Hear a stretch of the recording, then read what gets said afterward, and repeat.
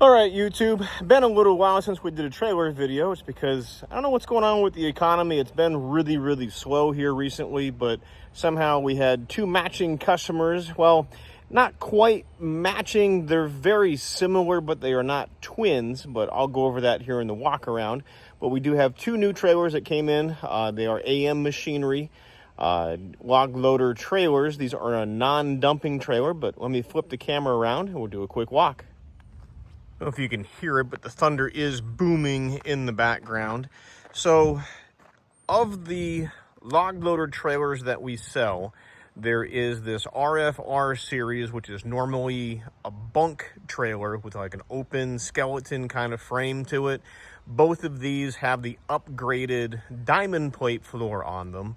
Then we do a deck over stake body dump trailer, and then we get into the full dump trailer style. And then we can do a gooseneck. I don't like doing goosenecks if we're under 20,000 pounds worth of, GVWR, just because of just the weight that's involved with the trailer and that big fancy neck. So we'll start here on the left. This is an RFR 05, which makes it a 14,000 pound trailer. The 19-foot reach loader, which is your AM190, does really well on this. We did do the upgraded, I think it's a G-rated 16-inch tire, mounted spare, 7K axles, got the bearing buddies on them, little mud flap, all LED lighting, electric brakes on both axles. Again, the upgraded diamond plate floor on this.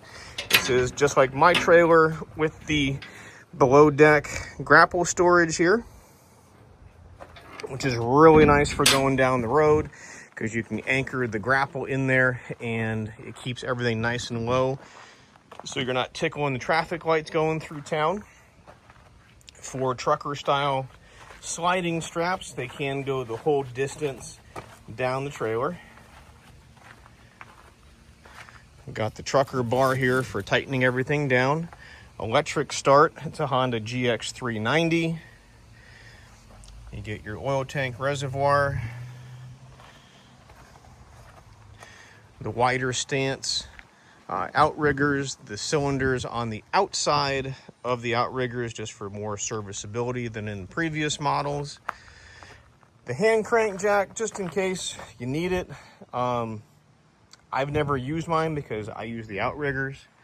Then up here on the controls, so I do your electric thumb switch. This is your squeeze and that's your open. You still get a manual lever right here to work the grapple, just in case the battery goes bad, you blow a fuse, something happens to the wiring, you still have a manual override. These two are your outriggers. We do get a pressure gauge on this just for checking things, throughout. And so, but this is our RFR 05 with an AM190 on it.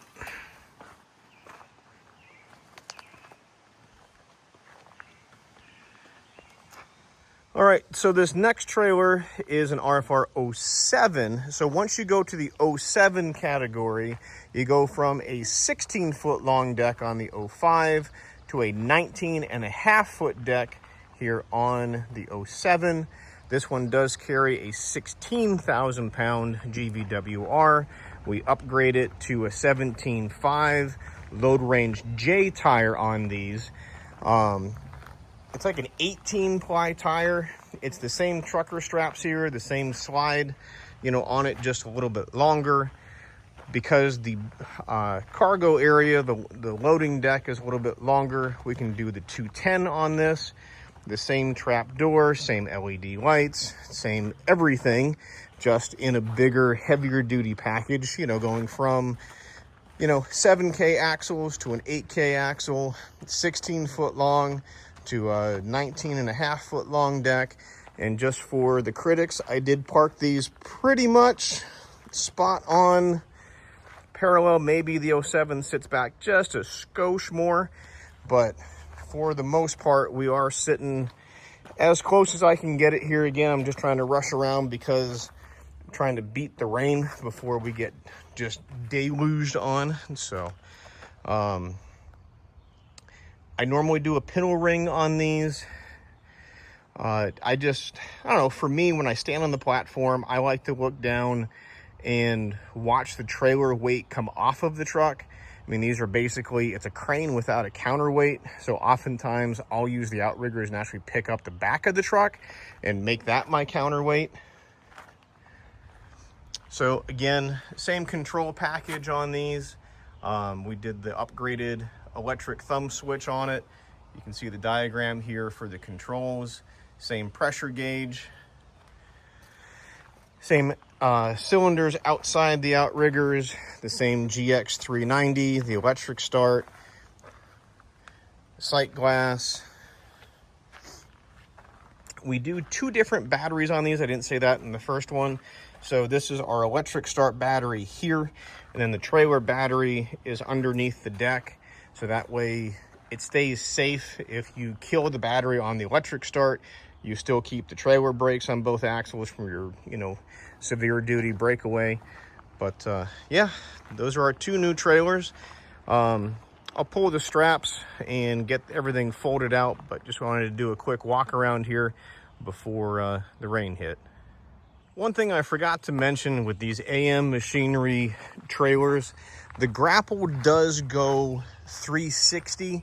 It's not continuous, but you can load the tow vehicle in a straight line.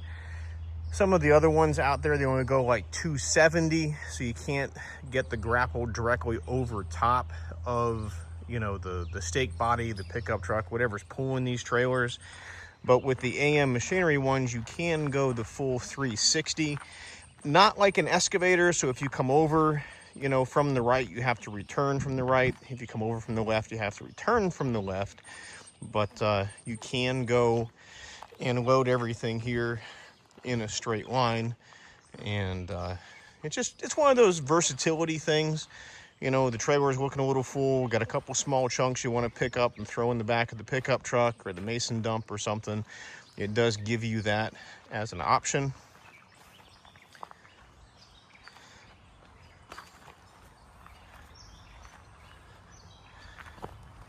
And again, you can see the difference, from the 19-footer to the 21-footer. Just one's kind of like little brother, big brother, I guess, is what we'll probably title this video. All right, so again, big brother, little brother. You're just over 7 feet here in between the bunk poles. And again, this one's a 16-foot trailer, 19.5-foot trailer. So it's actually the same grapple storage trap door on both trailers. Even though the loader itself is limited to 360 non-continuous, the rotator that holds the grapple, that does go continuous 360 in either direction. And the grapple is a pass-through grapple, so it'll open up to a maximum opening of 48 inches, and then it'll shrink down and squeeze to about 4 inches. So it does a really good job. We've been very pleased with it. We've used them for, well, a lot of years. I think we've been dealing with AM machinery here since, I want to say it's 2017, when we first started down this grapple trailer journey. But underneath here, you can see the channel that would be in these. The diamond plate floor is an upgrade on this. It's just the customers that are buying these two move pallets and different things, or smaller chunks. They didn't want it to fall down, in between the rails. So they opted to go with the diamond plate floor. Again, upgraded tire and rim package on both. Added spare tire on both. The electric start is standard. The thumb control switch was an upgrade.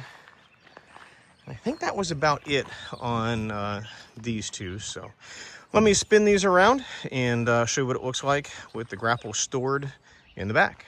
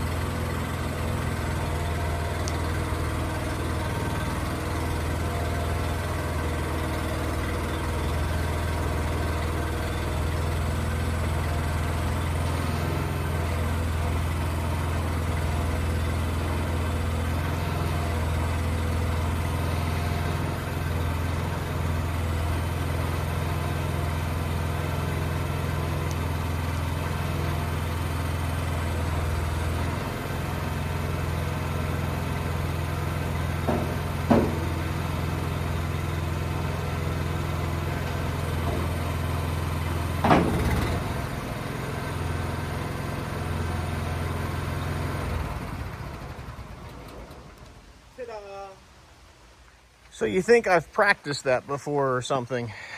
Like I said, these are basically the same trailer that I have. You can see it's way over there. I thought about moving it into frame, but with the rain coming down, I didn't want to take more time than I needed because I really wanted to get this filmed today. So this is what it looks like down in here.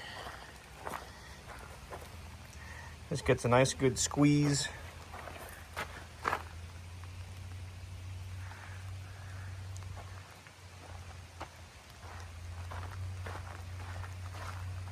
I can back this one up a little bit and that'll lower that boom height a smidge. But it feels really nice going through town. Again, because you're not worried about bumping traffic lights or doing anything like that. So, but oh, let me grab these orange straps and I'll show you what to do here on the back end real quick before it really downpours. Then we'll close this one out. All right, so what I do with mine, my straps are a skosh heavier, but just to keep it from wiggling and stuff going down the road, just kind of hook it here on the channel on the deck, come up and go in through the opening in the loader, and then come back down to this side. That just helps that left to right a little bit so it doesn't walk back and forth.